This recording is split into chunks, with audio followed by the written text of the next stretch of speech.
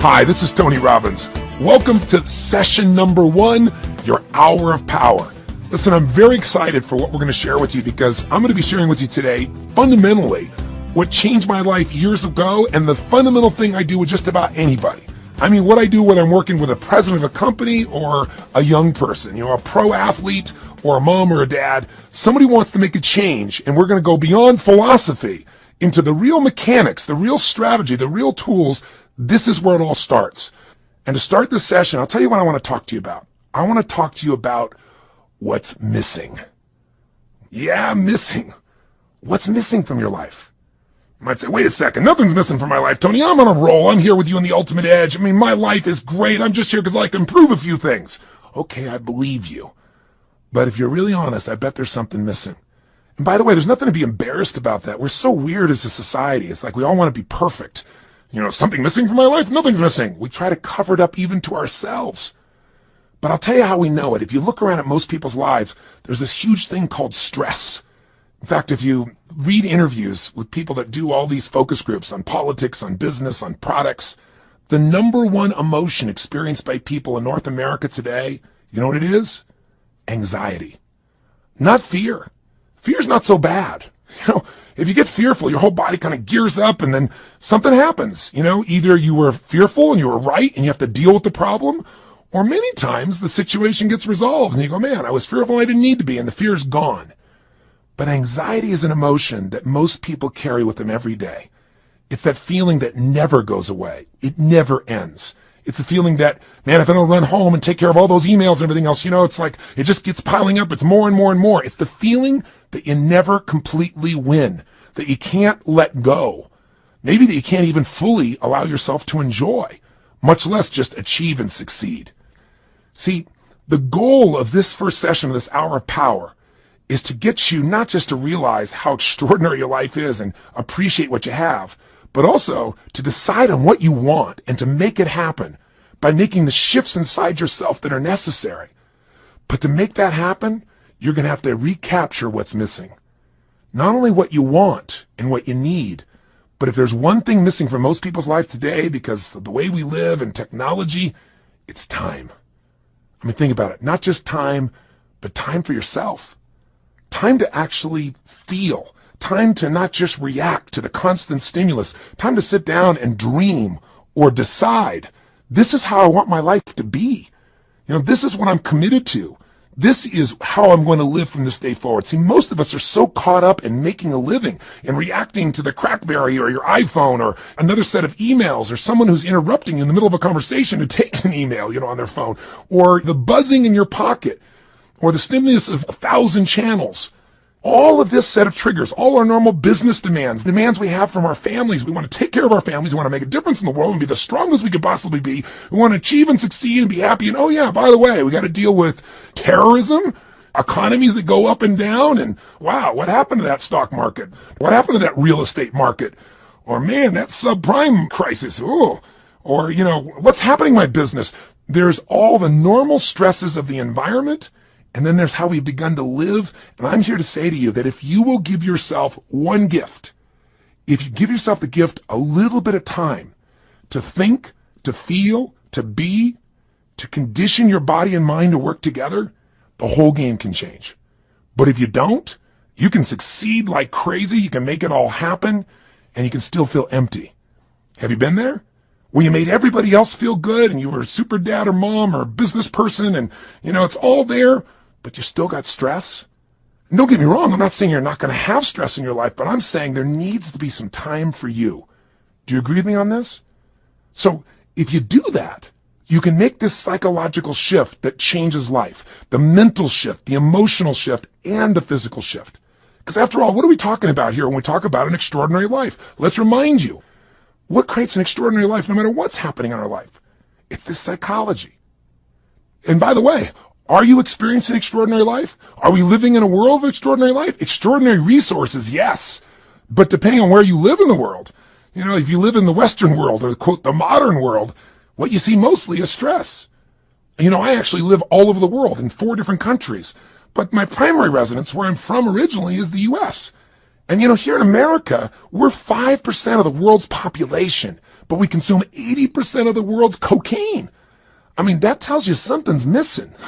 When you gotta coke yourself up, drug yourself out, hype yourself up with more caffeine, distract yourself as much as you can with your iPod, your music, anything to just change your state, it's because there's some level of fulfillment that's missing.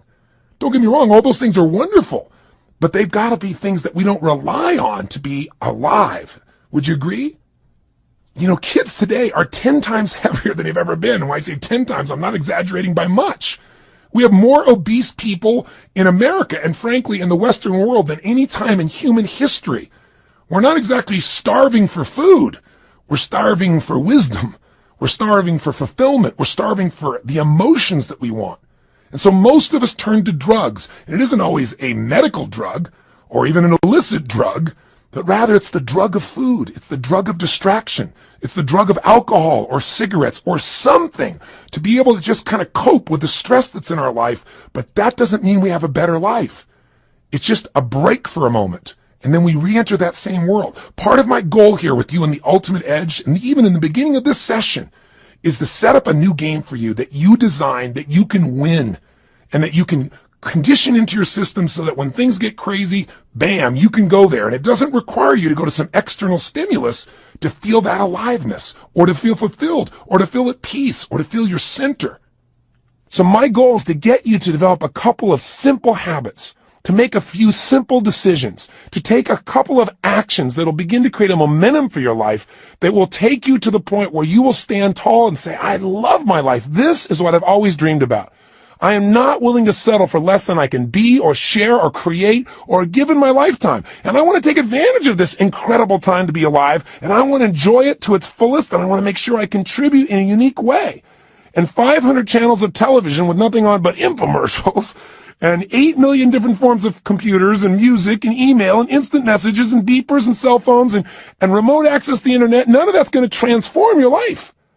Your life is going to change if you do nothing, because life is changing so rapidly around you. Your body's going to change whether you want it to or not as time goes by. Your relationships are going to change. People are going to die. People are going to pass on. People are going to change their beliefs and values. Everything in your life is going to change. You don't have to work at change. Change is automatic. Progress is not. To get the edge, you have to decide that you're going to make progress in your life. You're going to have to decide that you're not going to be one of those people just drawn by the river, and you also can't get off the river and just sit on the side, because life keeps moving. You got to step in the river and you got to direct your course by knowing what you want for your life. Now, why don't most people do this? Because most of us are so stressed, we never take time for the thing that's really missing, time for ourselves. And what's really missing is we don't ever contribute to ourselves. We're so busy taking care of our children and worrying about our spouses and our friends and making sure at work we're accomplishing the tasks on time. But the last person who gets taken care of is us. And we live in a society that's supposed to be so selfish, so many people talk about, but the truth of the matter is most of us are working so hard to make sure everybody else is happy that we aren't happy within ourselves. And so I want to talk to you about what's missing. Time for you. I mean, when do we really stop and feel? I mean, really feel, remember who we are and what we're about and what we want from our lives. Most of us never find that time. And so what happens to most of us is, since we're constantly in the action of doing, you know, the old phrase, we're not human doings, we're human beings. It's kind of corny, but it's true. We don't take the time to be. And so what occurs is, out of the stress of doing, constantly competing, trying to make sure we achieve, we contribute, and take care of the family, and we make everything happen, most of us, to survive, look for a way to stop and distract ourselves. And so we drug ourselves. And the drug isn't always regular drugs. We don't call it drugs. We call it food. Because if you eat enough of that stuff and load up, guess what happens? All of a sudden you relax. You know, especially if you overeat, all that blood rushes into your stomach, you know, and you start to breathe again. Do you ever notice when you're going, go like this, you're not breathing very much? That creates just a bit of stress. And some people, that's not enough. They get CNN and then they're working on the internet simultaneously, and they're getting a conversation on the other side because they figure if they can keep enough things going in their head, they can forget about all the stuff that's stressing them. You know, they don't even care about what's on the television. They don't really care about what they're surfing on the net. They just need an escape. But you know, you'll never escape your way to fulfillment. You'll never escape your way to joy. You'll never escape your way to an extraordinary life. The only way you get that is by deciding what that means to you. What is that extraordinary life? What is that fulfillment? What is it you want? And that's got to be a process that is consistent, not something you do once in a while when you got a birthday with a zero on the end. Not something that you do, at New Year's where you sit down and go, all right, I better look at my life, see how I'm doing. All right, let's make some resolutions that I know I'm going to break within the week. And then I'll check in on them maybe a year from now, next New Year's, and see how I'm doing. That's called recipe for failure. Do you think most people in life are fulfilled? Or are most people in life stressed? Now, let me tell you, stress is a code word for fear. See, when somebody says they're stressed, that's because they don't want to say I'm fearful. No, I'm just stressed. I have all these things to do. Well, why are you stressed about it? Well, if I don't get them done, if you don't get them done, what? Well, then everybody will be upset. Well, what if they are a little upset? Well, then I'll have failed. Well, if you fail, what does that mean? Well, you keep on digging. If they fail, they feel like if they failed, then they're worthless. If they're worthless, they won't be loved. Stress comes from making things more important than they really are. And most people in life are spending all their time majoring in minor things. They're putting all their focus, all their energy, all their attention on responding to the reactions of the moment, rather than stopping in that timeless place of who you are and saying, gosh, what is it that I really want today? What do I want to create? Because I got to tell you something. Everything in the outside world, everything around you that you like or dislike, that's stressing you or that you're thrilled about, was first created on the inside. Everything that you're experiencing in your life, your relationship, the way your kids are, your job, your opportunities, it all started with decisions you made in your head. Decisions about what to focus on, decisions about what things were meaning, whether you should be upset about it, whether you should learn from it, whether this is a challenge, an opportunity, or a crisis.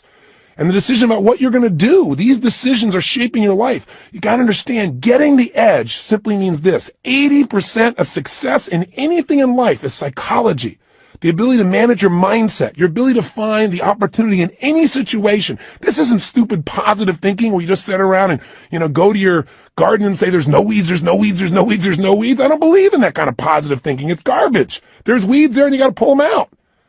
But you got to have enough intelligence, enough psychology to say, I'm not going to see it worse than it is.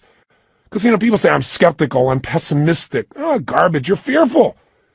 If you say you're skeptical or you're pessimistic, what you're really saying is, I'm afraid of being disappointed. I don't want to get my hopes up. I don't want to look naive. So I don't want to be hurt again. But I got news for you. If you're going to have an extraordinary quality of life, if you're going to get the edge in life, where the passion and the juice and the joy and the fulfillment and the happiness and the love and the family is, where the Quan is, like Jerry Maguire talked about, right? Where you got it all. You got the love, the respect, the connection, the contribution, the money, the fun, the fame, the whatever. Whatever your definition of the ultimate level of life, that edge comes when you master your mind and your emotions. But you know what? 20% of your success is mechanics, and they do play a role.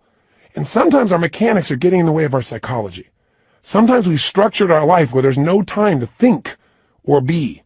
So you say, okay, if you ranted and rave, what am I supposed to do? All right, you start to kind of say, I should take some time for myself. Where am I going to find that? I got to get up. I got to take the kids to school. I got to make it to work. I get it all done. I come back home. I got to pick them up. I got to take them to dance lessons, to soccer. Well, then I got to work on my homework. Then I got to answer all my emails. When am I going to do this stuff? Stop.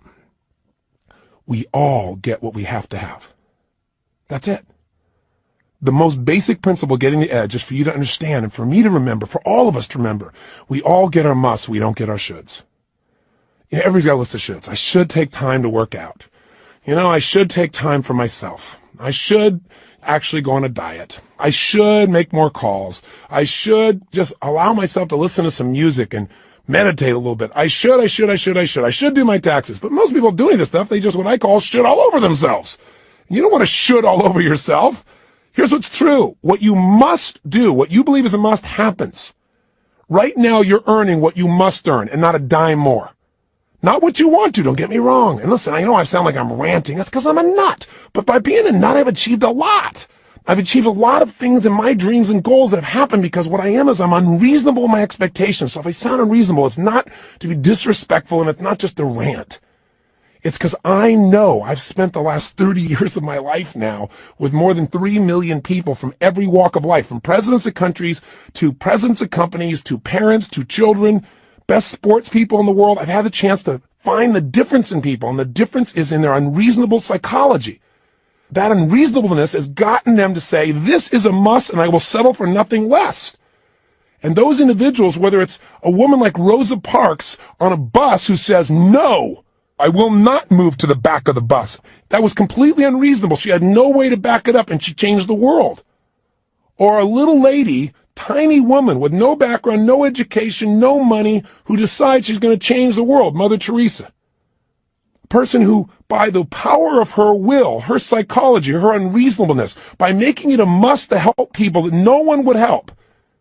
By making that her must, she changed the world. When she died, every major leader in the world flew. 100,000 people lined the streets to watch a woman who supposedly had no resources. Unreasonable men and women shape the world. If you want to get the edge, you got to get unreasonable. The way you get unreasonable is you turn your shoulds into musts. And I'm here to tell you, you're earning what you must earn. You have the time you must have. You know, if you say to me, oh, I really want a relationship, but I'm not in one, then your relationship's a should and not a must. What's really a must is you don't want to be hurt. It's a must not to be hurt. And if it's a must not to be hurt, you're not going to be in a relationship. Because if you're going to be in a relationship, there's going to be hurts. That's part of the nature of a relationship. But there's going to be more joy than you could ever imagine too. Right? The advantage. You want to get the edge. Get over your fear and tell yourself the truth. We got to take a specific time each day where you break away from the hypnosis of the culture that tells you to settle for less than you can be, that tells you not to get your hopes up, that tells you you should protect yourself, that tells you that basically your life cannot be what you dreamed about as a child. And I'm here to tell you that as long as you buy into the culture, you'll be like the majority of the population who have no advantage and have to settle for a life that really is what I call no man's land, a life where they're not really happy, but they're not unhappy enough to do anything about it, a life where there is no passion and no real drive. Just that sinking feeling that your life does not have a real meaning or a real purpose, but you got to continue. That's a place no one wants to live, and that's unfortunately where the majority of people live. Do you agree with me on this or disagree? If you disagree, I'm respectful of that. But if you want more, and if you believe that that's possible, and you're the kind of person that won't settle, then this is the first session in you reclaiming your power. It's the first session in you putting your foot down and saying, I will not be denied. It's the first session you saying my body, my mind, my emotions, my relationships, my finances, my career, they're not going to be perfect, but they're going to be extraordinary. And it won't be overnight, but what will change overnight is my expectations of myself.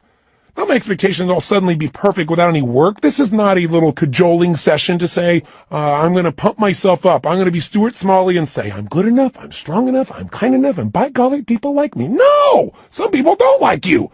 Some people are going to fight to try and keep you from achieving. Some people are going to tell you you're wasting your time. And some people are going to try and trip you up are people that you love. And it's not because they don't love you or they're trying to hurt you. It's they don't want to be left behind.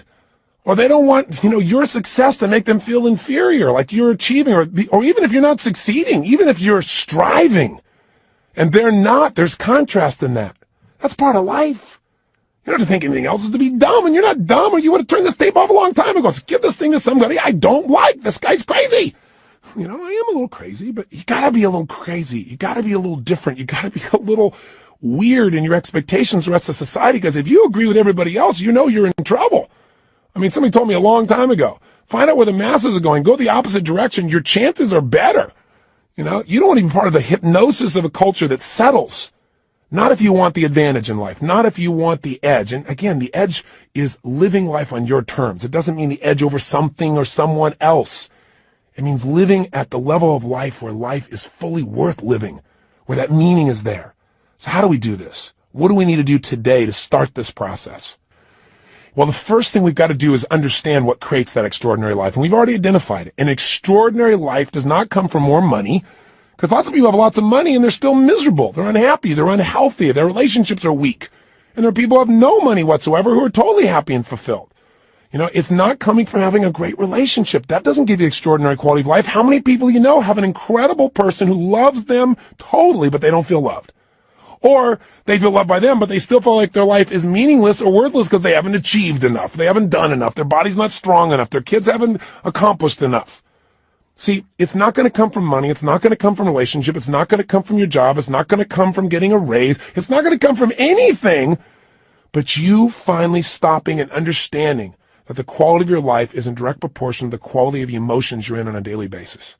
If you live in frustration, if you live in resentment, if you live in anger, if you live in rejection, if you live in self-pity, if you live in those emotional states, the quality of your life, no matter what happens, no matter how much money you get, no matter how many people think they love you, no matter how much you achieve, will be worthless. If you live in a space of gratitude, if you cultivate the emotion of passion, if you cultivate the emotion of excitement, of love, of compassion, of drive, of hunger, of ambition, of appreciation, of grace, of humility. In those states, it won't matter what happens in your job. It won't matter what challenges come, because they're going to come. I mean, it's only a matter of time. You'll have another one soon. We all got problems. Problems are a sign of life. And the way we deal with them determines the quality of our life. And the way we deal with them is, where do you spend your time emotionally? Where are you? That idea of an extraordinary life only comes from an extraordinary psychology, which is a mindset that allows you to find an empowering meaning in whatever life gives you. I mean, I meet people all the time that are so upset over the littlest things. And you meet somebody who's terminally ill and you don't even know it. You don't even know. You find out later on from somebody else. They're so happy. They're so excited. You talk to them and say, how do you do this? And they say, listen, to me, it's not how long I live. It's how I live. I'm here to live fully while I'm here, while I'm alive. I'm going to get upset about little stuff like that. I have a friend that was shot down in Vietnam, was locked up for 7 years. His name is Captain Jerry Coffey. And Captain Coffey and I have been friends for several decades now, but I'll tell you, the greatest thing he did that allowed him to make this one of the best experiences of his life, which is ridiculous as that sounds, he really experiences and believes, is because he developed a set of rituals while he was in that prison that allowed him to take control of his body, his mind, his emotions, and to this day, they live inside him.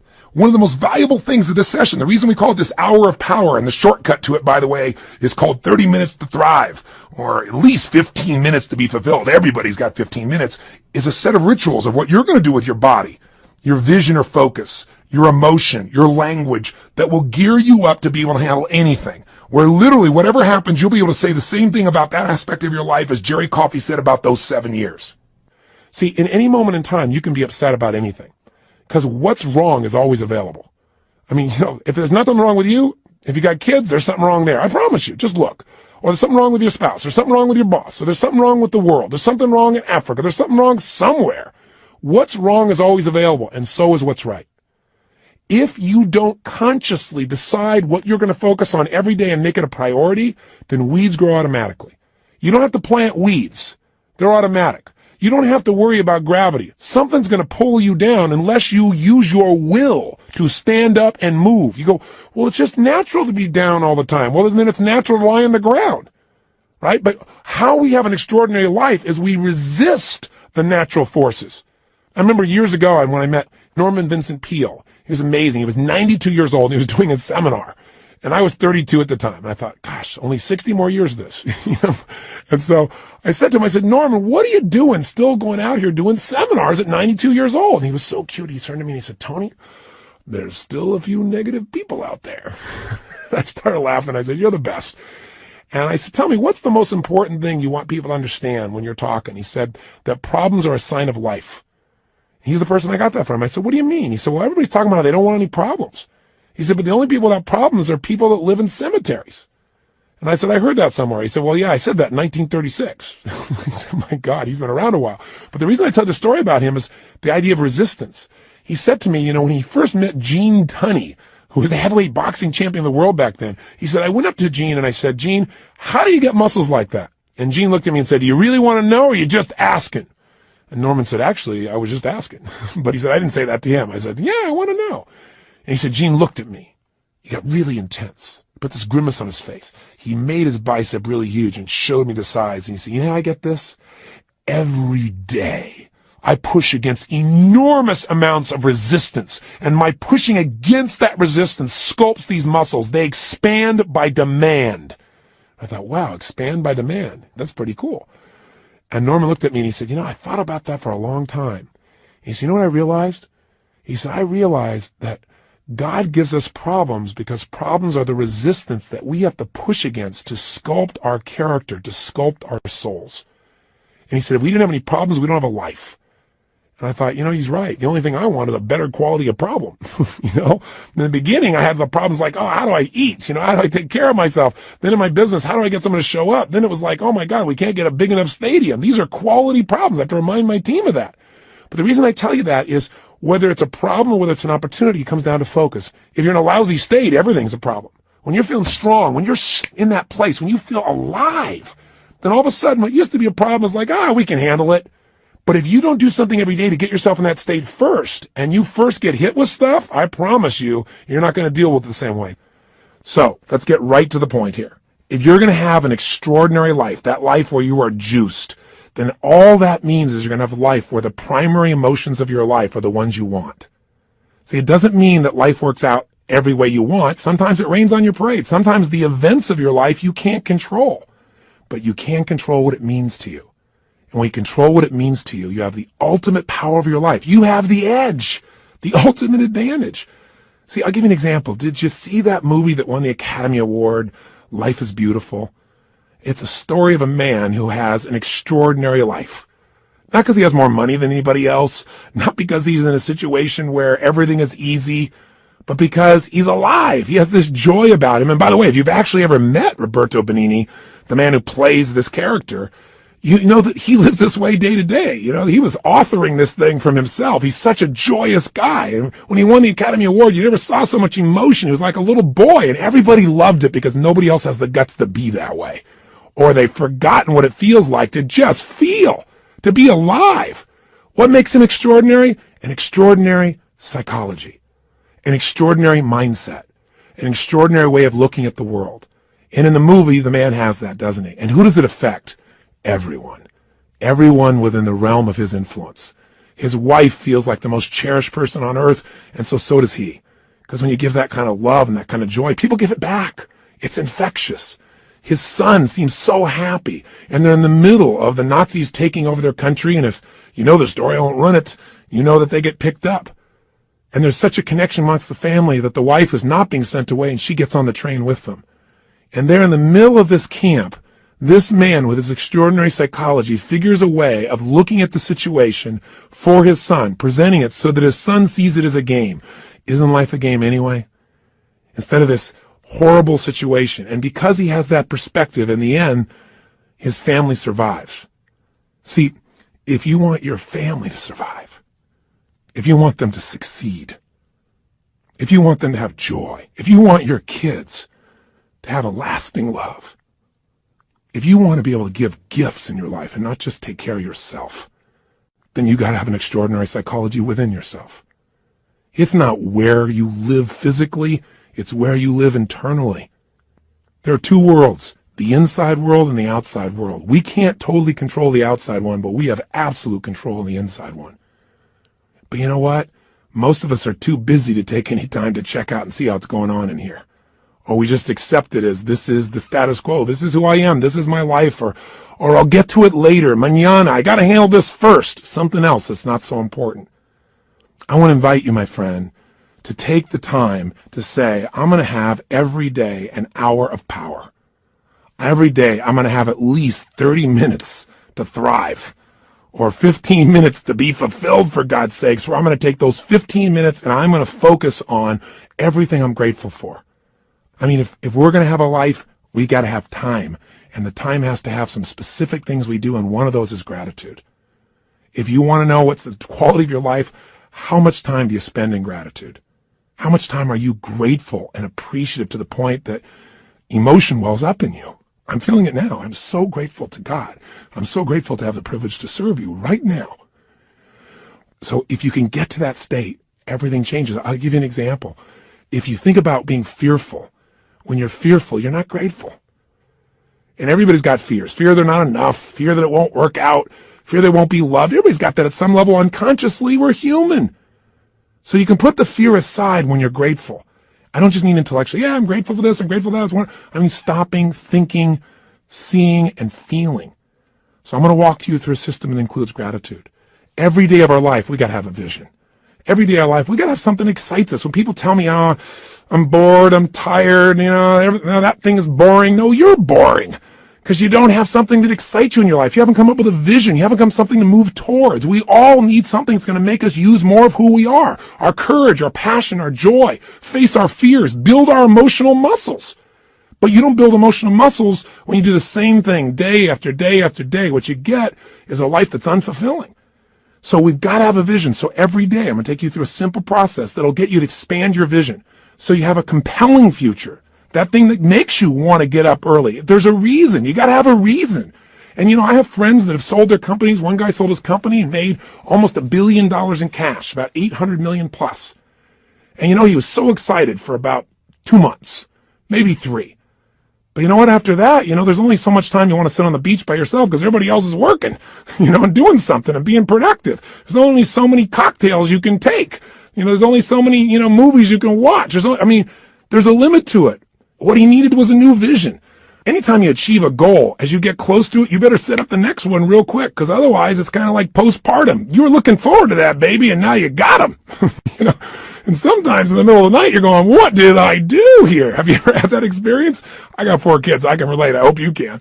But you know what? You also have the experience on the other side of it. It's so wonderful. It's kind of like you got to have a vision for what your life's about now. Without a vision, people perish. And you got to have a daily vision that excites you. Otherwise, life becomes mundane. And there's nothing worse than an okay life. I told you, you're not going to have that when we're done here. I promise you, if you get this little habit, you won't have to settle for a mundane life. What people are going to go is, what happened to you? Because there's an excitement in creation. There's not a lot of excitement in maintenance. You have to maintain your body. You got to maintain things, but creating things, that's what God created us for. Gave us the gift to make choices that could create new things, businesses, ideas, families, friends, a garden. And it's available to every one of us. But if you don't got a vision each day, then the day is not going to have much juice, is it?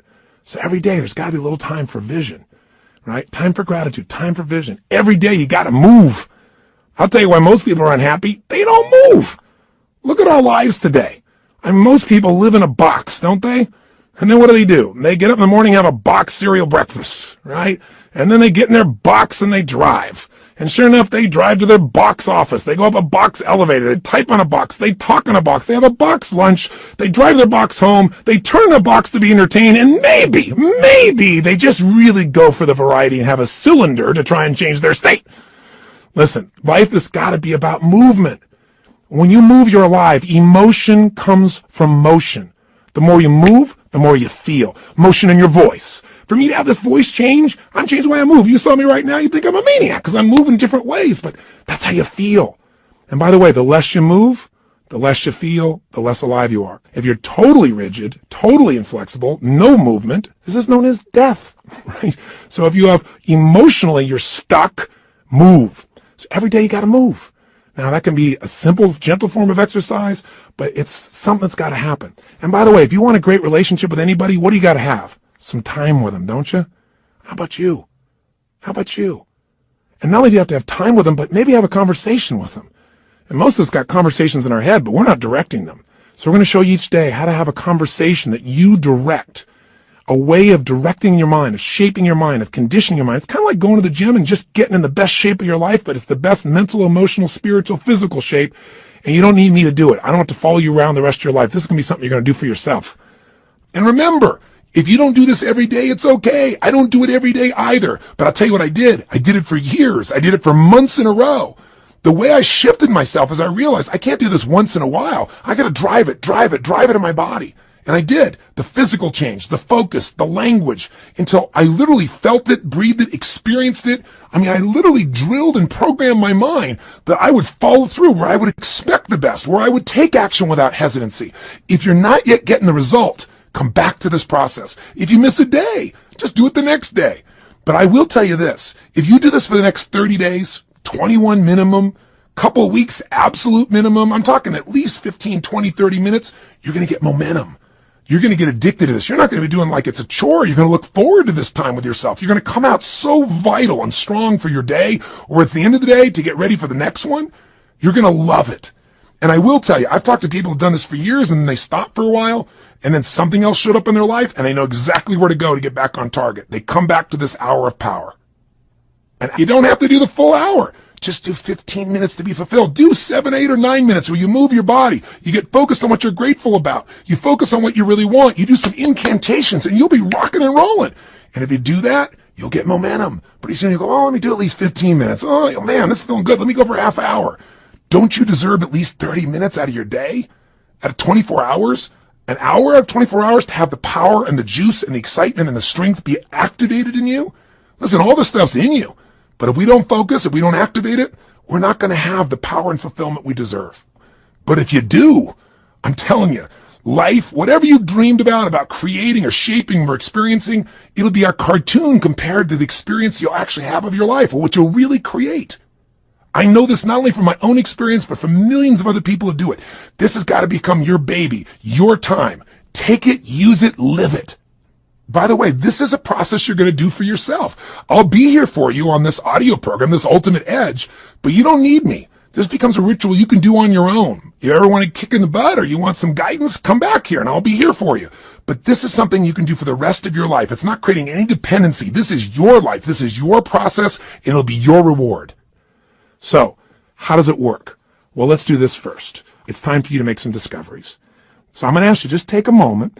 And if you have our journal there, you can do it in a journal. You can do it on a piece of paper. You don't make it rules driven. Just do it. Don't just do it in your head. I want you to write down all the emotions you experience in an average week.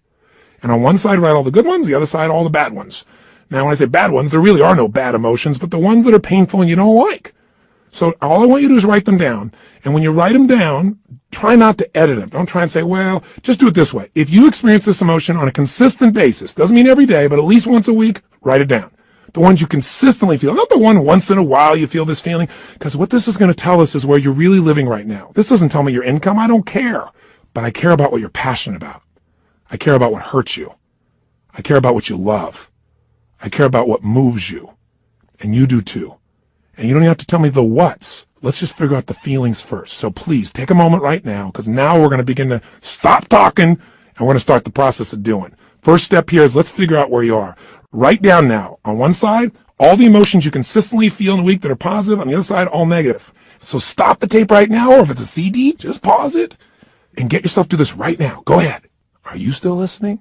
I'm not going to continue until you do this. Come on here. You got to get there right. Don't just listen. Okay, if you're in your car and you say you can't do it, then turn off the CD or tape, stop it, pause it, and do it in your head at least. Or pull the car over. You're worth figuring out where you are. Cars are going to go by. You're going to drive the rest of your life. You're still going to get there. It'll take 3 minutes. Come on, be one of the few to do. Pull over. That's it. Pull over right now. Sit down and write this out just for a second. I promise you it'll be worth it. Go ahead and do it. Do it right now. So now you have some emotions that you really want. How do you create them? And you have some emotions you don't want. How do you get rid of them? What if I told you literally could change how you feel in an instant? Well, you know this is true from your past experience at times, right? There are times where you're totally upset and then something got your attention and now you're laughing. You know, people can be literally at a funeral and they're in a terrible place and all of a sudden something cracks them up. I mean, it's pretty rare, but it has happened. People can be in a place where they're in the worst situation and somehow they find all their determination. How to do that specifically is what I want to show you real quickly now. And I'm going to give you a quick overview of it, but I'll give it to you in 3 parts. 3 things you need to feel anything. These are the reasons why you feel anything. In other words, if you feel sad or upset or frustrated or depressed, there's only 3 reasons. And if you change any one of these 3, you're going to change how you feel. And if you change all 3, you'll change how you feel completely. If you're feeling happy, if you're feeling excited, if you're feeling euphoric, if you're on a roll and you want to know why you feel that way, yeah, maybe great things are happening in your life, but there's a reason why you feel that way in this moment. Sometimes you have great things happen in your life and you still don't feel great. So how do you do that? There's 3 reasons. 3 things have to be in place for you to feel great. I call these 3 reasons the triad because there are 3 patterns that if you do these 3 patterns in your body in a certain way, you'll get a certain result, and it's like a recipe. You do one recipe, you get one result. You do another one, you get a different result. You get one kind of cake or another. So let's give you an example. I have an initial seminar, an immersion, where in one weekend people get massive momentum to change their life. It's called Unleash the Power Within. It's a chance in a weekend to really step up and say, I'm going to transform it. I don't care if it's my body, my emotions, a fear, my job. It's time to do it. And we put people in an environment for 3 days of total immersion. That is a blast. And people come out transformed. That process, though, very often, one of the first things I'll do is I'll ask people, what do you really want? I'll take people in the audience. We got 1,500, 2,000 people in that type of program usually, and they'll say, oh, well, I want to make, $1 million. I want to make $1 billion. I want to help my kids get through school. I want to have more confidence. I want to lose 57 pounds. I say, okay, great. Why do you want these things? If you lost the 57 pounds, if you made the $1 billion, what are you going to get? And sooner or later they'd say, well, if I change the world, it'll make a difference. And I'll say, yeah, but what will that give you? And eventually say, well, it'll make me feel good, like my life had meaning. Or they'll say, if I lost 47 pounds, I'd feel more sexy or I'd feel more energetic. Or they'd say, if I made this money, I'd feel freedom or power or secure. Whatever it is you want, you only want it because you think it's going to give you a feeling. And the truth of the matter is you can have that feeling right now if you just change these 3 patterns I'm going to tell you about. So the first pattern that determines how you feel is not the event, but what you do with your body in this moment. Right now, you're feeling, whatever you're feeling right now as you're listening to me, is related first to how you're using your body. If you're slumped over, if you've not been using it, if you're tired, you probably feel different than if you're listening to me walking right now as an example. Now, I'll give you a more specific example. If I were to tell you that there was a depressed person behind curtain number 1 over here, and for a $100,000 donation to your favorite charity, if you could describe them physically without seeing them, I bet you could do it, couldn't you? What's their posture like? You know, say it or think it at least. You can say it. No one's going to hear it. You're probably in the car. You're walking. People talk on phones all the time. They don't know what's going on. Speak to me. Seriously. What's their body like? First, their posture's probably what? Slumped. Where are their eyes? Down. Where's their head? Down. What's their breathing like? Full or shallow? Of course it's shallow. Their facial expression, up and tight or slack? You know it's slack. Now, how come you know all these things without me telling you? Because you've practiced this stuff before, haven't you? We all have if we've ever experienced this. Now, if you do this with your body, I don't care who we are. If you do these things to your body, you're going to feel lousy. You're going to feel depressed. Now, if you change the way you use your body, if you put your shoulders back, if you breathe, if you use your voice in a different way, if you move or gesture at a different tempo, it's hard to feel depressed in that way. In fact, there was a research study that was done early in my career that was done at UC Berkeley. And they did something that sounded insane. Traditionally, if somebody's depressed, if they go to a traditional psychiatric approach, today we live with a philosophy that depression is merely a Prozac deficiency. You know, that we live in this world today that if things aren't working out, let's not resolve what's going on inside you. Let's just drug you. It's called better living through chemistry. Yeah, just drug you and keep on going. We do the same thing with kids today. We got this attention deficit disorder. They've now upgraded it to ADHD, attention deficit hyperactive disorder. This couldn't be the fact that kids are overstimulated, don't get enough focus or attention, and don't know how to use their energy in a world where things are going so slow when they're learning in school compared to how they are on the internet or on MTV or anything else. It must be that we should drug them into submission so they get as slow as us and we're comfortable. It's an interesting way that we look at life today. The truth of the matter is these kids are using their bodies in ways that aren't acceptable, but they're not being directed. We go for the quick hit. We want the instant solution, even if it isn't the long-term solution that makes us more healthy. You can get a solution, but it may not be sustainable in a healthful way.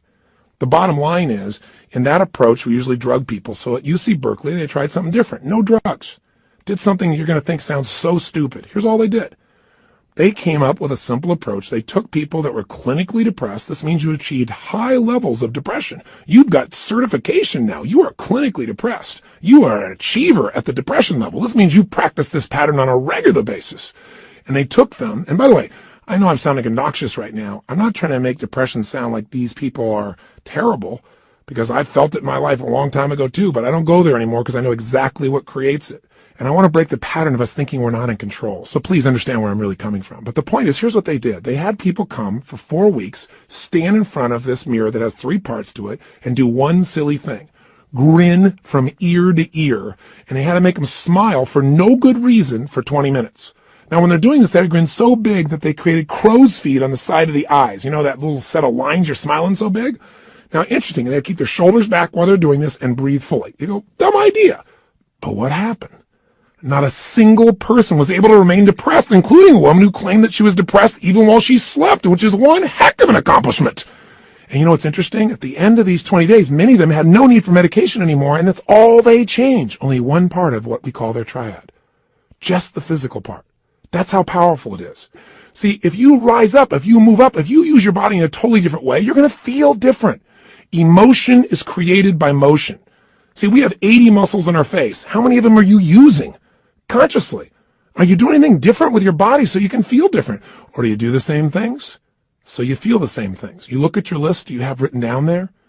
That list represents a few patterns that you do in your body on a regular basis and you don't even think about it. And whenever you do it, you're going to feel it. Some make you feel good when you do that. Some make you feel bad. By the way, when you think about a movement, to breathe, you got to move. To sing, you got to move. To speak. If I start talking like this, I'm moving organs in my body in a different way than if I start speaking more like this. And I said, hi, I'm Tony Robbins, and I'm going to share with you now how to have an extraordinary life during the next 7,000 hours of this program. You've got, turn this guy off quick. There's got to be some combination of energy there, and that energy comes because I'm not sitting in a chair here. I don't have a script in front of me. I'm looking at this microphone. I'm visualizing your face, and I'm trying to think what I can give you that I know will make a difference based on 25 years of experience. And I'm telling you, the number one thing is change the way you move. Change the way you use your body, and you'll change the way you feel now, instantly. I don't care how bad you felt if you change it. Now, if you just change it for a second and you move your hands up for a moment, you make a little minor change, you'll get a minor change in feeling. But if you make a radical change, if you go, yes, I'm doing this now, I'm sick of this, I promise you're going to feel different than if you go, I don't know what to do. I know this sounds so stupid, but it works. And you know what? The best study of life is what works, even if it's simple. It's nice to have things simple. Why do we have to make it so hard to feel good? Here's the second part of the triad. The second part is the pattern of focus and belief, and they relate to one another. See, whatever you focus on, you're going to feel whether it's true or not. Have you ever had an experience where somebody did something, or you thought somebody did something? Even better example. You heard, you thought they did it to take advantage of you. And as you focused on that, you got angry or sad or hurt. And then later on, you found out you were dead wrong, that either they never did it, it wasn't true, or that wasn't their intent, and you felt bad about it, or you felt embarrassed. How can that be? Because whatever we focus on, we feel, whether it's true or not. Focus equals feeling, just like the way you move affects your feeling. See, right now, if I said to you, what are you juiced about in your life? What could you be excited about? If you really wanted to be excited in your life right now, what could you be excited about? Or what are you proud of? Or what could you be proud of if you wanted to be proud? Or who in your life do you really love? Who loves you? Think about it for a moment. Who do you really love? Who loves you? By the way, how does that feel when you focus on or you think about someone you love? See, whatever you focus on, you're going to feel. Focus equals reality to the individual, even though it's not reality in actuality. I'll say that again. Focus equals reality to the individual, even though it's not reality in actuality. That's a complicated way of saying whatever you focus on, you're going to feel, whether it's true or not, because your brain doesn't know the difference between something you vividly imagine, that's called focus on, or something you actually experience. It's very powerful. If you use this to your advantage, it means something very simple. How fast can you change how you feel? As fast as you change your focus. As fast as you change the way you move. See, right now, if you're focused on something that's really upsetting or something you're worried about or something you're fearful about, you're going to feel those feelings. If you focus on something you're really grateful for, you're going to feel a totally different set of feelings. See, you are in control and you can change your feelings in an instant. The problem is we don't believe we can change that fast. And the second problem is we have patterns of doing this, don't we? We tend to, on a regular basis, focus on what overwhelms us or focus on what we're upset with in our spouse or focus on why we failed in the past. And if you keep focusing on things where you didn't succeed, guess what? You're going to feel like a failure. And when you feel like a failure, you're not going to take action to make things better. You can't build on the past that doesn't work. But you can also focus on what you want, on what you want to create. You can focus on the solution. Hey, when you got a problem, everybody's got problems. But 95% of your time has got to be spent on the solution. 5% on the problem. Most of us spend all our time describing the problem more and more detail. And we wonder why we feel overwhelmed. Focus is the secret key to changing, and you can do it in an instant. One way to change your focus is to change the third thing, your language patterns. See, all day long we're thinking. What's thinking? All day long you're asking and answering questions with yourself. Should I do this? What does this mean? Why is this? Where is this going on? That's what initiates thinking, is a question. You know what the problem is? We have patterns of questions we ask that don't serve us. Some of us ask questions like, how come this always happens to me? Well, it doesn't always happen to you. But if you ask a lousy question like that on a regular basis, your brain goes, because you're an idiot. How come I can never lose weight? Well, you can lose weight, but ask a lousy question, ask and you shall what? You receive. How come I can never lose weight? Your brain says, because you're a pig. Come up with a better question, for God's sake. See, questions direct us. Questions are a form of language. And if you want to change your life, one of the things I have people discover is what questions you're asking. And also, what phrases do you say a lot? Because phrases hypnotize us. We have certain words by themselves that'll change the way you feel. If somebody says to you, hey, listen, I think you're mistaken about that. You might have one feeling. They go, you're wrong. You feel something very different just by the language. If somebody says you're lying, you have a whole different feeling, don't you?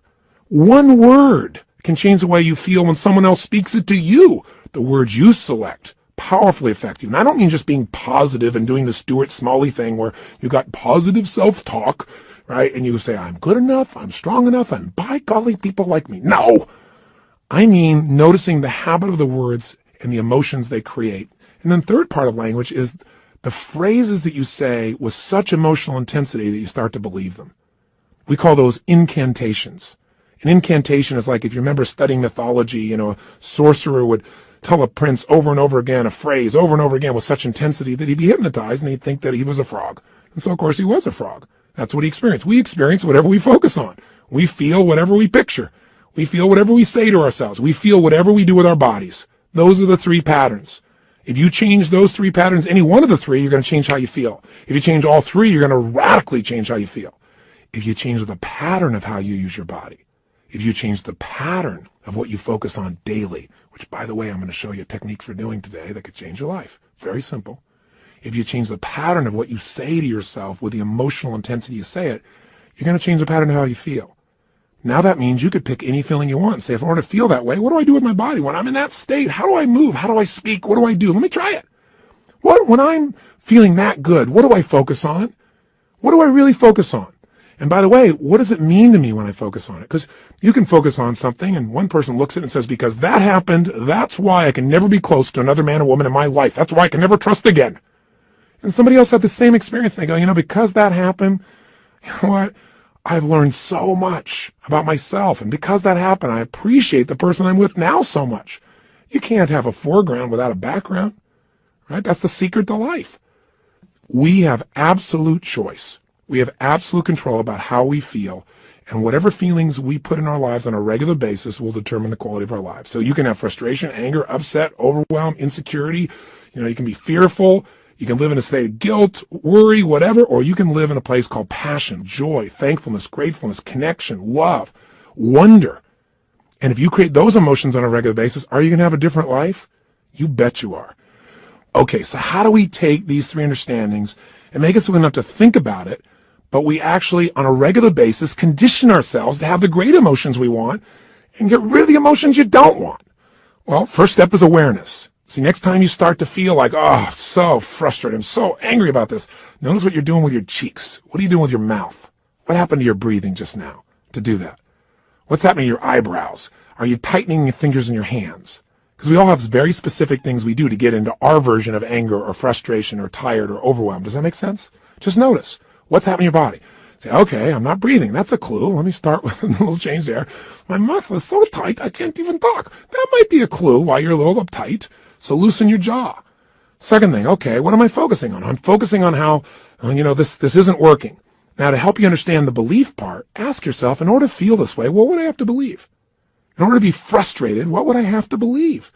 I have to believe that it should be better than it is, and it's not, and it's not working. Well, maybe it isn't working, but is that going to help you to focus on it isn't working? Let's focus on what we can do. Or if you say, I feel like it's hopeless because in order to feel hopeless, I have to believe that there's nothing I can do. Is that really true? Is there's nothing you can do? Or are you just caught up in a state? Are you just caught up in a pattern?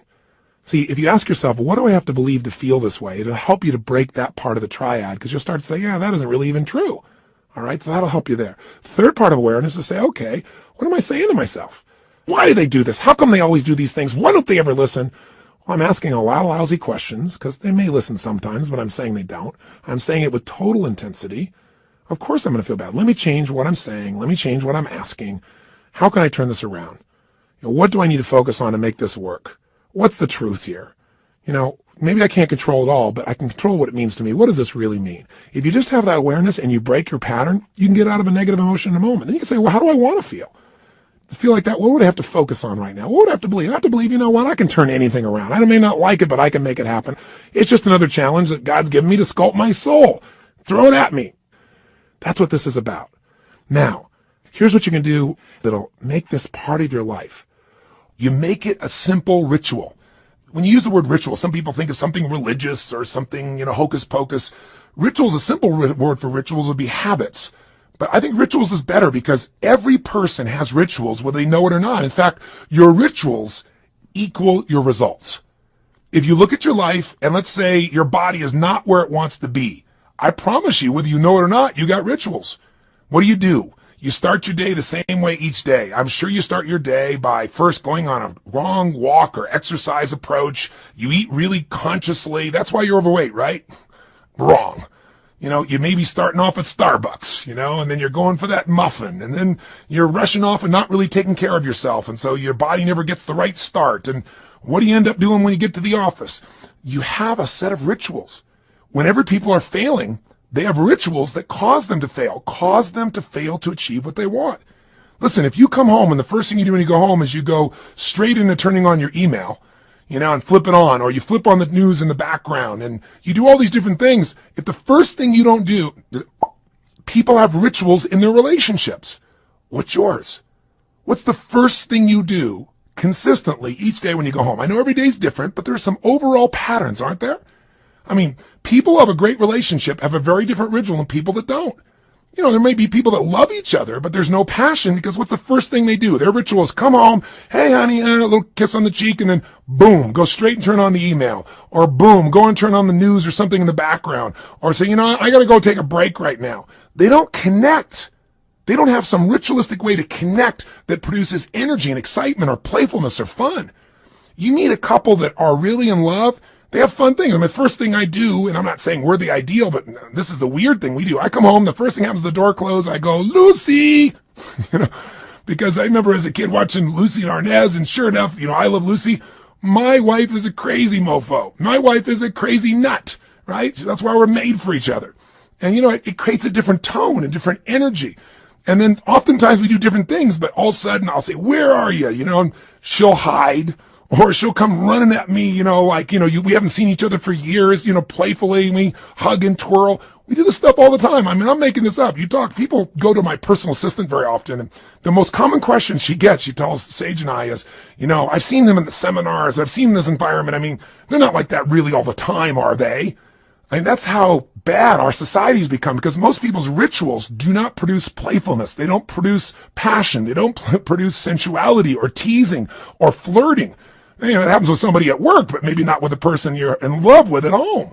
See, rituals shape your life. So what this is about is discovering a set of rituals that'll make you stronger for every area of your life. But I want this also to become kind of a trigger for you to say, okay, if I'm not thrilled with a certain part of my life, what's my ritual in that area of my life? What are my financial rituals? Is it avoidance?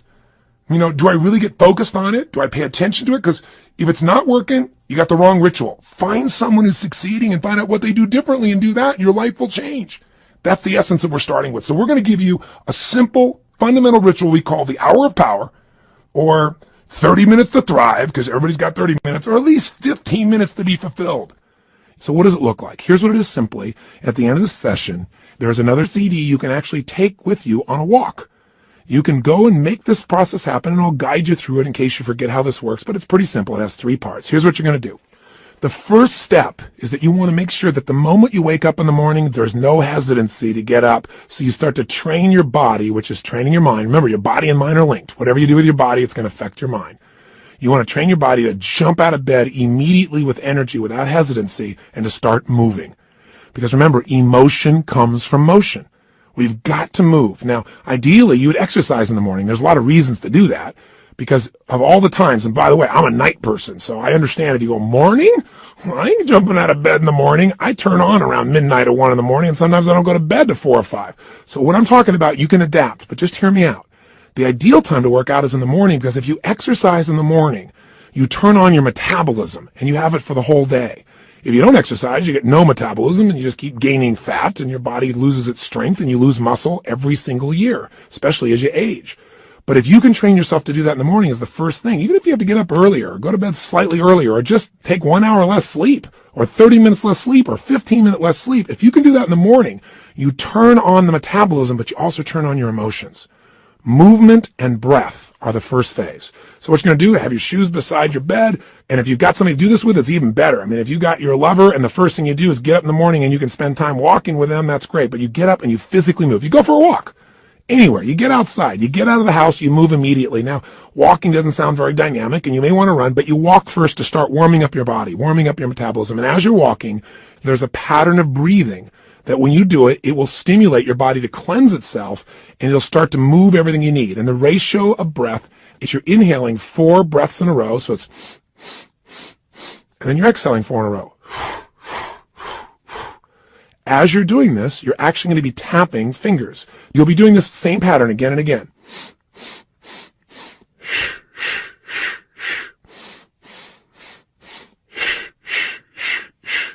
This pattern of breathing will alter your state. You will literally, after doing this for about 5 minutes, begin to feel radically different. Now, you're going to inhale through your nose, as you probably heard, and exhale out your mouth. And this is something called breath walking. There have been studies done on this at MIT, and it literally alters brain functioning. But you don't have to know the studies to be able to feel what it does in your system. So all you're going to do is for the first 5 minutes, enjoy yourself. Get up. You don't have to worry about, oh, I got to run right now. My back's sore. You just get up and you start to walk. You walk for about 5 minutes with this breathing pattern. Step 2, you get grateful and you begin to visualize. So in phase 2, what you're going to do now is you're going to cultivate the emotion of gratitude. What you're going to do very simply is, remember I said fear disappears when you're grateful. The minute you're grateful, you're rich. When you have everything in your life to be grateful for and you don't feel that emotion, you got nothing. You're poor. So this has to be a daily emotion. It's like the antidote to all the stress, the antidote to all the frustration. But you got to cultivate it, because if you go into a state of depression on a regular basis, pretty soon your body goes there automatically because it's conditioned, it's trained. It's like what we call anchoring it. By going into that physiology, by breathing, and by visualizing. So what you're going to do is you're going to focus on and ask yourself, what are all the things in my life I'm grateful for while you walk? So you're outdoors, you're moving, so your pattern of physiology makes you feel good. Now, as you're moving, you think about everything you're grateful for. And I usually start with a circle. I start with myself right here and my wife, Sage, and I think about all the things I'm grateful to God for in my life, my health. I start to think immediately, okay, my family members, and I think about them and I send love to them. I make this spiral of thought going out. And then I think about my close friends and my close business associates, and then all the people I get to serve through my work in the world. And I just expand it. You think of moments you're grateful for. You know, a moment that I had with my son where he shared something with me that just made me cry. It was so beautiful. You know, there are moments in your life. So what are we doing? We're moving and breathing. That's changing your physiology.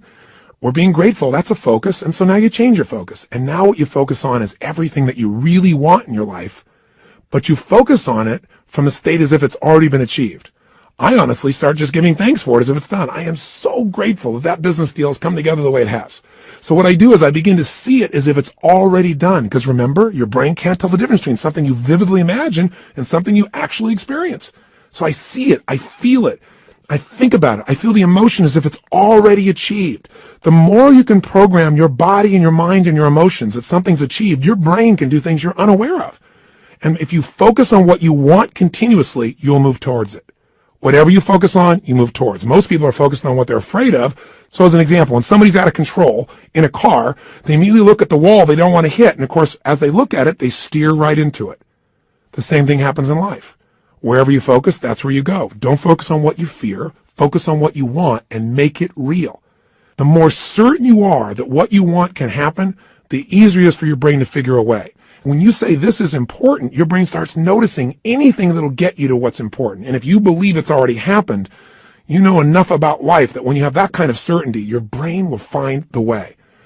Now you start focusing on today. What do you want to create today? You think about meetings you're going to have. What do you want to make that happen? Instead of going, oh, I got to go to this meeting. What do I want? Most people think about what they have to do. Think about what you want to do. Who do you want to turn on, excite, make happy? Who do you want to make laugh? What do you want to achieve there? What do you want to accomplish? See, the more you can see it in advance, you got to remember, everything that's in your outside world started in your inside world. Everything in my life, my kids, my businesses, this conversation with you started as something in my head, and now it's real. The same is true for you. You got to create in your head first the way you want it if you want it to show up in your life the way you want it. Most people create in their head what they don't want, and so of course they keep manifesting what they don't want. So even for this day now, focus on what do you want to create out of this day. Think about what's coming up. How do you want it to go? How do you want to feel? How could you respond? And just get yourself juiced about the day.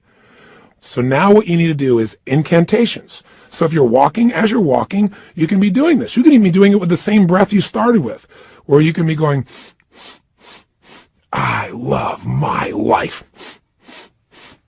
I love my life.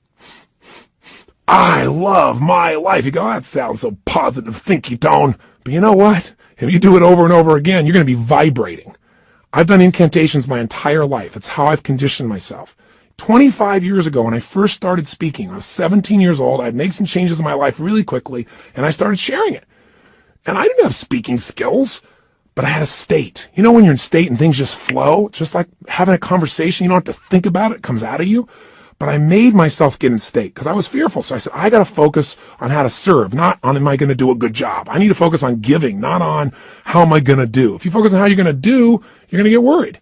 So I created an incantation, and I've done it for 25 years before I go on stage every single time. If anyone's been backstage, they'll see what I do. I make a big change in my body, take an explosive breath, shh, and I do this thing I call a power move that stimulates my body so I'm at the strongest state I can be. Second thing I do is I do my incantation. And what I do is you go in your head.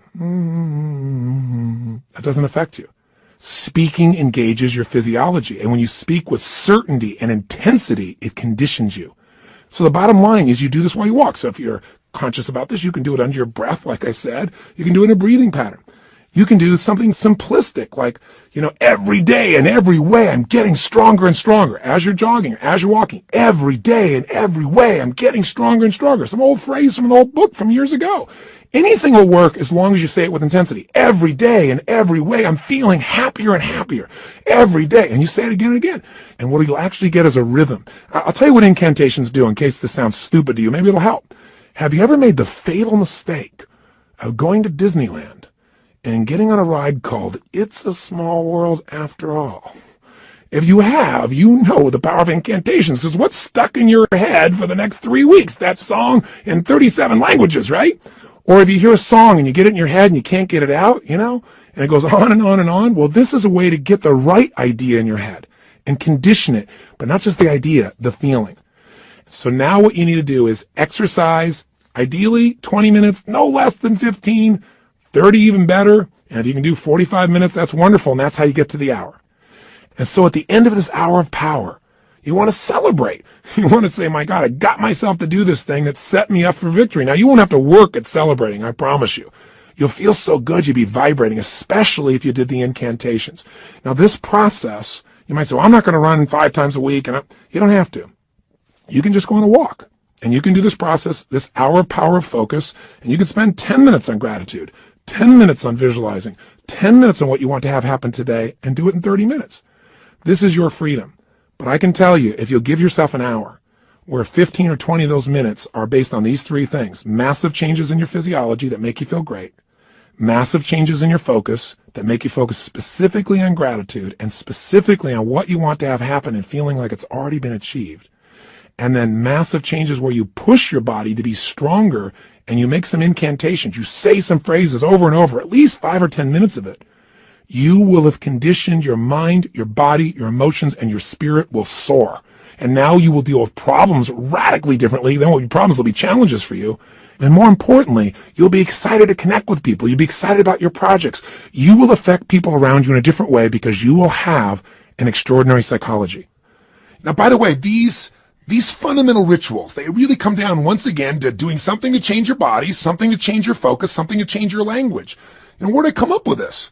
Well, the biggest changes of my entire life have always been engaging those 3 forces. I mean, I've called it the triad then, or the hour of power, but these are the things that changed me. When I was in my very early stage of my life, and my mother and father got in this major conflict, and my mom got really upset, so she kicked my father out, and you get a sense of who was the power in the relationship by that description, don't you? But the bottom line is she thought I was on his side, so I went out next, and it was Christmas Eve, and I had to figure out how to survive. And so one of the things I did was I stayed at some friends' houses. I dealt with, I lived a pretty intense and crazy life at that stage. I was 17 years old, and I was working as a janitor. And I worked in a place called San Marino, California, and I was living in a city called Azusa. I was still in high school, and I would literally take buses to be able to get to this place in San Marino. I worked with 2 banks, Security Pacific Bank and Lloyd's. And I loved being a janitor because I could work in the middle of the night, and you got paid for results. Instead of lollygagging along, man, I kicked butt. I went in there, put, the equivalent of my iTunes on, but in those days, it was this big 8-track portable player. That shows you how ancient I am. But I carried it around from room to room, and man, I just kicked butt. And I got through that thing, they gave me 6 hours to do, and I think I used to do it, if I remember right, like in 3.5 or 4. But it took hours to get there, hours to get back. Not just one bus, but I had to make connections on them. So long story short, I'm doing this. I'm not getting much sleep and getting up in the morning, going to school, and I'm burning out, but I'm still sticking with it. And I'm upset with my mom because I feel like she is not listening to me. And frankly, this is not an attack on my mom. Thank God she did this. This made me so strong. At the time, I hated her guts, honestly. But, she was pushing me in ways I didn't really realize at the time. You don't always understand as a kid. I just had my own story about it. But all I knew was I was trying to survive. And the bottom line of the story, and the reason I'm telling you this in terms of rituals, is this. I'd finish maybe 1:30, 1 o'clock in the morning, and then I'd get out there and I'd jump on that late night bus and start the long journey home. Well, interestingly enough, on this night, I get out there, I'm waiting for the bus, and I'm going, I know I didn't miss it. And I kept my eye out on it because, I couldn't afford to miss the bus. It's the only bus till morning, or, I don't know when, hours and hours later. I never discovered that, but I knew I had to be on that bus. And nothing came. An hour went by and nothing came. An hour and a half went by. Now I don't know the real time. I can't remember honestly, but somewhere around 2:30, 3 in the morning, and I'm freaking out. And so sure enough, guess what? Somebody comes by and goes, "Hey kid, what are you doing?" And I said, "What are you talking about?" This man, he said, "The buses aren't coming," because I was sitting on the bench. He said, "There's a bus strike." So what do you do? I didn't have any friends with cars. I couldn't, quote, call home and get a lift. So I finally thought, I got to get home. And I started walking. I thought, at this pace of walking, I am never going to get there. So inside of me, something just snapped. Something got mad. Something got intense. And what I started to do was started to jog. I thought, I can't jog all this way home. And then something inside of me went, you're going to find the way. You're going to find the way. And I started doing these incantations. In those days, I'd just started reading these books on programming my mind, some of those old basic books. And I started, as I was jogging, going, every day in every way, I'm getting stronger and stronger. Every day in every way, I'm getting stronger and stronger. And then after doing this over and over again, it became like an addiction. You ever had one of those songs get stuck in your head? Did you ever make that fatal mistake of going to Disneyland and riding on that ride called It's a Small World After All? And then that song is stuck in your head for like next 3 weeks in 167 languages. Well, this can happen in a positive way. This incantation, I kept changing. I'm getting healthier and healthier. I'm getting stronger and stronger. Honestly, I think in the very beginning I went, I'm going to show her. I'm going to show her. It was anger initially, honestly. I'm going to show my mom she can't stop me kind of thing. And then it converted into joy. I ran from San Marino to Azusa. How long is that accurately? I can't tell you to the exact mile, but it's roughly 12 miles. I'd never run 3 miles in my life. But I'm going to tell you something. At the end of that run, I never felt stronger in my entire life. I felt like I could storm through anything. Nothing was going to stop me. And that created a whole new momentum in my life. And what was it? Physiology, focus, and language at the most intense level. And literally to this day, when I have faced things in my life over the last 20, 30 years, I can pull back up that moment, that experience without even thinking about it. It almost gave me, it's like it made that fundamental muscle. Now, after that time in my life started to take off. And eventually, obviously, mended things with my mom and my family, and everything became beautiful. And equally importantly, I grew as a man. I wasn't a stupid boy who was just focused on himself. I really started to shift how I could contribute, how I could grow, how I could make a difference. And in a short period of time, at a very young age, here I was, a very successful young man. I was written up in newspapers and magazines. My nickname was Wonder Boy. My ego started to grow real big, And the interesting thing happened was, I then got beyond my comfort zone. I started feeling that third pillar. I didn't call it then, but I started feeling these inner conflicts. I mentioned this when I talked to you a little bit in that first session on decisions and destiny, but I found myself in a place where I was making a lot of money. And I grew up very poor. And I had this blueprint, this mindset that said, man, I've gone through, 3 divorces with my mom. I've seen these men come and go. All of those arguments were based on financial stress. That's the story I had in my head. Obviously, it was more than that. They had conflicts in their values and their beliefs, but I simplified it to that. So I thought, man, if I can earn enough money, I can make everybody happy. Love will be there. But it's not what happened. I went back and started hanging out with my friends, and all of a sudden they started like, yeah, you got money now. And I had all this judgment. I was never doing it for money. I was doing it because I wanted to make a difference, and I wanted to have some financial freedom too. So what I started doing? I started to sabotage myself. I didn't do it consciously. I did it unconsciously. Started not showing up for key meetings. Started showing up late. Started snapping at people. And I'm a loving guy. And I feel bad about it. And then I'd apologize to the person, but then I'd go do it again. It was like unconsciously. I wanted to get back to where I knew everybody would be okay with me. They'd be okay if I was successful, but not too financially successful. And the bottom line is, if you've heard the story of my life before, people come up and say, how did you change your life? When you're back there in Venice, that's where I was. I lost everything financially. I moved into this cheap little, one-room bachelor apartment, not a bedroom, just one room. I was living in that room. I had my little cooking plate I had. I used to wash my dishes in the bathtub. 2516 Pacific Avenue, apartment 3A, if you ever want to check it out. I literally went back there years ago and knocked on the door to see who was living there and see if I could help them out, see if lightning could strike twice in the same place. That's a whole nother story I'll tell you sometime. But the point is, I found myself in this place where I was waking up each day feeling sorry for myself. My life was a mess. I was watching television all the time. I was eating to try and fill myself up because I wasn't filled up emotionally. And I gained 38 pounds in about 2.5 months. And again, that's not easy to do. So, what did I do? I kept eating and just not moving as much as possible. But what changed me was a series of events, one in particular, but a series of them that really made me feel humiliated, made me look at my life and say, man, somewhere inside of me, I know I'm more than what I'm demonstrating mentally and emotionally and physically and financially and spiritually. And the day that all snapped for me, the way I changed it was with the same ritual. I didn't think about it consciously. I just went, look, I got this big gut. I got no energy. I feel like I got no control over my life. So I decided I was going to go on a run. Now, going on a run is not something I'd done for several years at that point, at least a year and a half. And I had this big gut. And so I put on in those days what used to be known as a Walkman. Don't know if you're ancient enough to remember those as well. You can see how I was moved from 8 tracks all the way into the Walkman, this giant little device with a headphone. And I remember I played some music from a group called Heart. Do you remember them? They had a song called Barracuda. And I got on that beach and I ran as hard as I could humanly run until I felt like I was going to spit up blood, and I kept on doing it. I didn't know what I was doing at the time, but you know what I was doing. I was making a big change in my physiology. And I used the music to put myself in a peak state of focus. And when I was done, I took out this journal, I wrote a line down the middle of the page, and on one side I wrote everything I was committed to having in my life. Everything. And the other side, I wrote everything I'm committed to not having in my life, which is most of how I was living.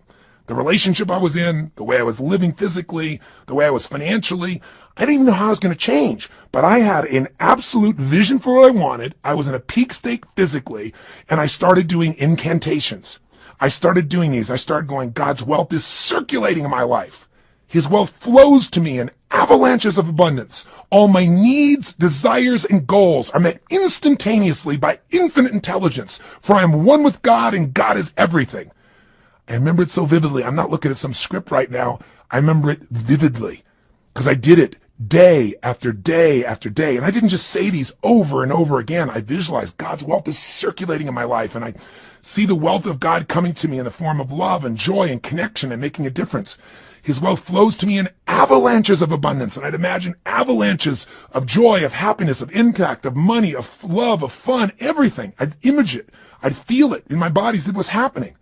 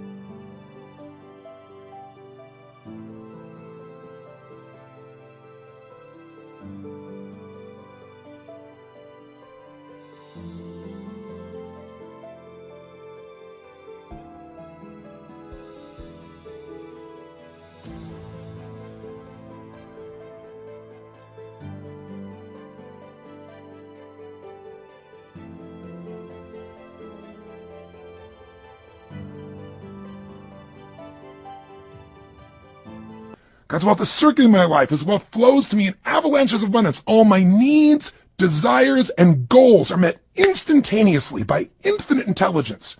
And I would say it with that intensity and see it. For I'm one with God, and God is everything. Over and over and over and over again. Till I would wake up thinking these thoughts.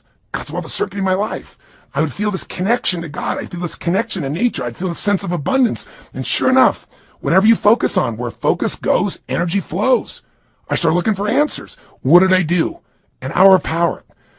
And I continue to do this today. Anytime I want to strengthen myself, and sometimes I'm not even trying to strengthen, I just want to get in the state of momentum, I go and do my hour of power. And I do it different ways, but it always includes a change in the physiology, my focus, my language, my sense of vision and gratitude. And I can do it different times and create all kinds of variety and use music and elements, but it never leaves me.